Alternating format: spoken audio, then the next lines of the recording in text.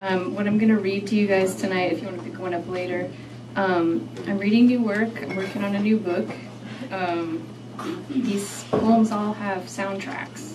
So if you want to check out my website, I haven't figured out how to perform them with the soundtrack yet. So you're just going to get mono. Mono is fun.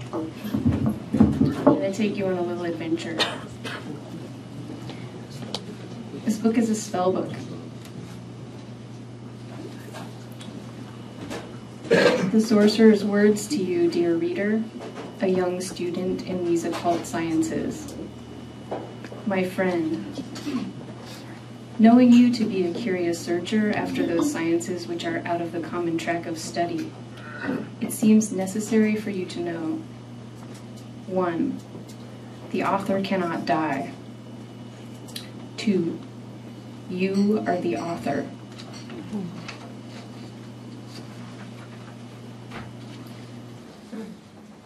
A candle. Am I loud enough? Too loud? We just turned you up. You're perfect. Okay. It's a little hot. I love you, whoever said louder. A candle. You've seen where dreams end up. In the foyer on a polished credenza in a jar marked kosher for everyone to admire at parties. The contents naked, shriveled, obscenely meaty. Late at night after the card games, you hear the adults sneak into the hall, the scrape of the lid unscrewing, the muffled sounds of hunched gorging. You barricade yourself behind your bedroom door, light several devotional candles from the dollar store, and conjure the real thing. He steps out of the wall poster and makes himself at home, taking the form of a rock angel, or that boy you met at the bus stop, or the school friend who can't put two words together. Tonight he's Nick Cave. You discuss a way to address the problem. He says, the cleaners are coming, one by one. You don't even want to let them start. And you say, I believe in some kind of path that we can walk down, me and you. So with tiny slits on the meat of the thumb, fleshed out with lyrics and candle flames, sugar water you've collected under your tongue, deals written in nail polish, folded in tight triangles on college-ruled paper, the same song on repeat, 11, 12, 2 a.m. You call the live dreams down from the scrim, ghost writing it in. You're not sure it's going to work, and then the walls shift, the stairwell creaks, the roof shakes shingles free of its eaves.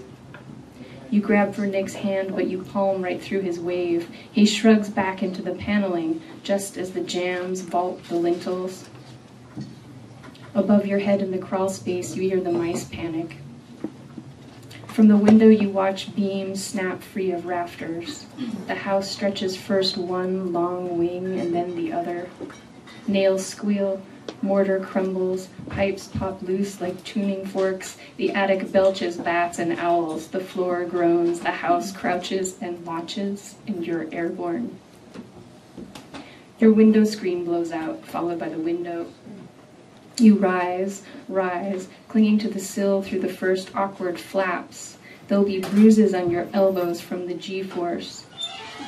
The streetlights shrink, cold air flattens and whips your hair. Your block, your street, your town shrink to toys and then to blurs.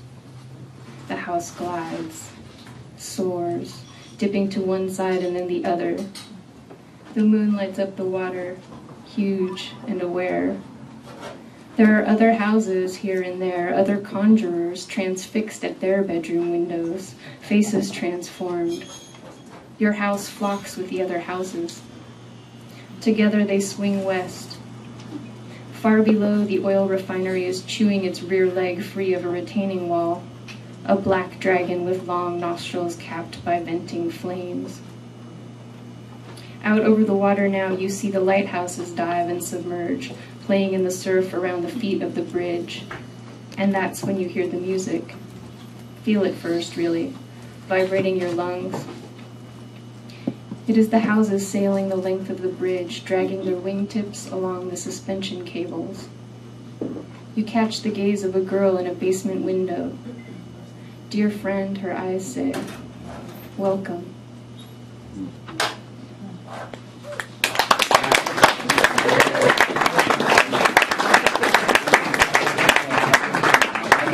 One more. It's called Waking the Dead. Dear magician, take a lesson from the raven. You bear the dead with you everywhere. You needn't plant a stone. You needn't carve up your arms.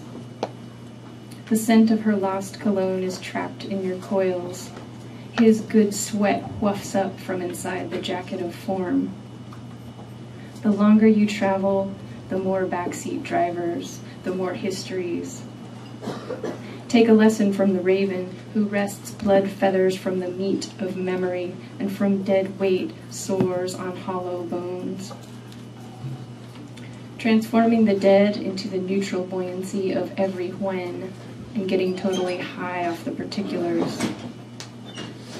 Raven Street View is a see-through into each and every room in your haunted mansion.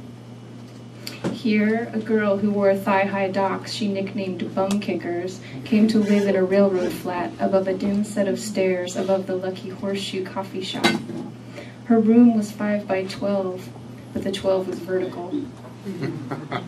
One of many hidden pockets beneath the skirts of the painted lady, a space at once a fainting room, a walk-in closet, knick-knack storage, the last hitching post for a boy who rode his horse dead to rights right through the ceiling, leaving his body, which could not sneak between the lattice of matter, rucked amongst the dirty sheets. A source of much distress to the landlord, who dead reckons his 400 crusts a month from the holy pockets of dreamers who stumbled or washed up or crawled their way back from the dead toward Phoenix City, out of the head scramble of the fog, to find a non-Euclidean punk rock wardrobe to a dimension where whole teams of mules, along with their carts, whole brigs and barks can disappear beneath the lead and still go on sailing beneath the feet of bankers, the layers of concrete, no tomb, but superconductor of a vessel that flickers from form to form between frames. Now a seagoing vessel, now a cable car, now a wave organ built of grave markers, because this place has no room for what is not able or willing to be caught dead. Yet, keep up, jump in, hold on, the light rail doors are closing, the destroyer must navigate precisely on the right tide to eke its massy bulk beneath the bridge. A gate into and out of a Narnia that smells to some like an odorless calla lily, and to others like dead men's shoes, but to most like a dry erase marker, a neuromantic sting at the back of the throat, like morning smokes on a piss-splashed stoop, or painted ladies' boots. Where a 24-year-old, perfectly willing to be caught dead, will moniker himself Bucky, or Goon, or Emperor, and languishes behind blackout curtains in the saloon, supplying snow, liquor, gold dust, lattes, codexes to his kingdom of the dead. You can pay later, but sit on his lap for a while, because playing dead is a full-time occupation, and brutal beauty reigns forever in this garret. Bread from dumpsters, peanut butter on plastic knives, duct-taped shoes, stump-footed pigeons, Sharpie hearts, and daggers. The inhabitants of the rooms forget they are inside its rooms, peering into little rectangles of other buildings, to other rooms, into LCD boxes of varying sizes all day, which give the illusion that they are not inside a room, which is the soul of mistaking dead time for something dead, for being dead wrong about what's always going to be dead ahead.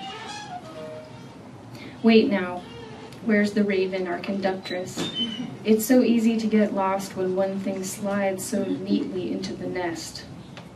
When years elapse while we're in the air, just navigating the jam from one room to the next, and meanwhile, The lucky horseshoe has burned. And all those walls where the dead were, dead letter, dead ringer, dead end, dead certain, dead as a doornail, dead from the neck up and dead from the waist down, broke and buried, easy drunk, gorgeous, rolling over. Well, it's a dead giveaway. They've knocked 'em dead and reopened as a wine bar. Raven, where's the chicken exit? The lamppost in the snowy wood. Get me out of these chambers, or at least meet me halfway with a psychic map. I'm dead serious. Dear magician, this is not a beanstalk.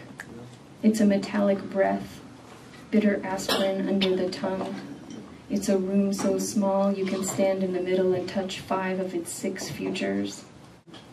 It's an open window the blind soul can't find, hovering, transparent, on updrafts, as it bumps the ceiling and ricochets the walls.